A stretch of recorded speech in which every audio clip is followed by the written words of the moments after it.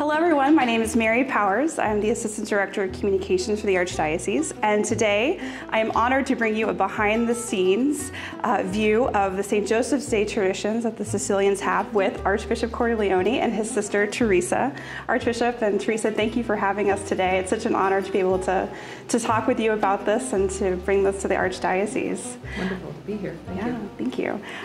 So my first question for you is, let's start from the beginning. Who is St. Joseph? So when God's Son came into the world, God is his father, but he was to be born into a family. So God provided the family with St. Joseph to step in that role of father. What role does he play for our Archdiocese here?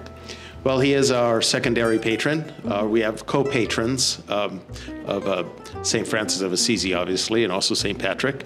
So he's another patron of ours, which is in line with he's a patron of many things, one of which is patron of the Universal Church, patron of a happy death, and so a special patron for us here in our local church of the Archdiocese of San Francisco.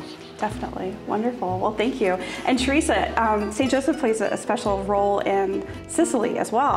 Can you explain him being the patron saint of Sicily and where that story comes from? Sure. So St. Joseph his prayer was, he was interceded upon, I don't know what the terminology is, to prevent Sicily from going through this drought.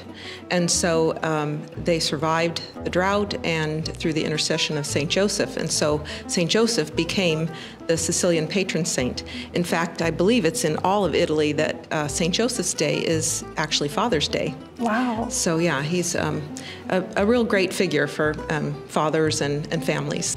I remember when I was, so we heard the dialect spoken at home, but they always spoke to us in English, so we didn't learn it. But when I learned Italian, when I went to Rome to study, and I came home in the summer, and my grandfather was ill in the hospital, and I went to visit him, I was able to speak to him in Italian, but then my father came.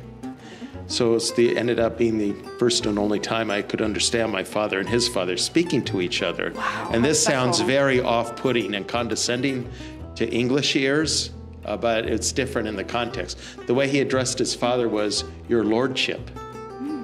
He'd say, "How does your Lordship feel today?" Which, yeah, but it's filial affection, but with that respect for the father figure. Wow, that's amazing. And, you know, St. Joseph being the father figure in the Holy Family probably also played a big role in your family as well as a protector of families. What are some of your memories around St. Joseph at home growing up? Well, certainly the St. Joseph's Day table and celebrations all throughout the day. And, you know, we had the classic church setup where Mary's altar on one side, St. Joseph's altar on the other side.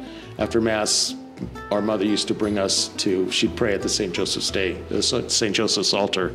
And if we were lucky and well-behaved, she'd give us the dime to put in the slot for the candle. Oh. I don't know if you remember that too. Yeah, that was one of the highlights for us kids. Oh, we get to put a coin in the poor box. So yeah, that was a big part of growing up. We'd kneel there next to our mom at the altar rail praying at the St. Joseph's altar.